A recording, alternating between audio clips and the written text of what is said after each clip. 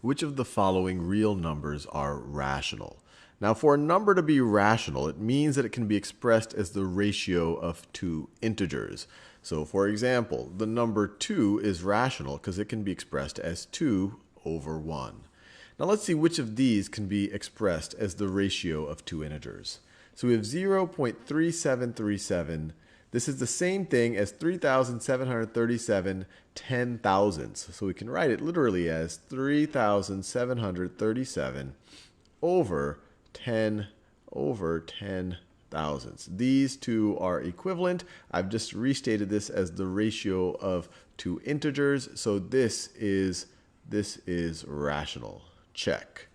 12 over 31. Well, it's already expressed as the ratio of two integers. So this also is rational. Square root of 11.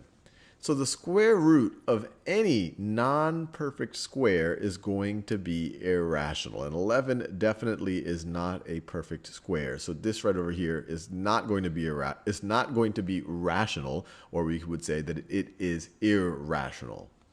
0.444444. So in general, any decimal that's terminating, and this is terminating because you only have a finite number of 4s here. You have 6 of them. You have a bunch, but you have only 6. Or even if you just kept repeating forever, so something that keeps repeating on and on and on forever, all of those can be converted to a ratio of integers. And in this one in particular, this is the same thing as 444,444 over 1 million.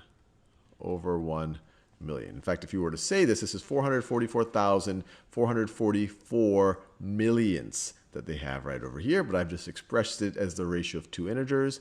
So this right over here is definitely rational. Now here I have 2 plus square root of 8. If I just had 2 by itself, well, 2 is 2 over 1. That would be rational. But if I'm adding a rational to something that is irrational, then the combination is going to be irrational. And the square root of 8 is irrational. 8 is not a perfect square. So this one right over here is not rational or irrational.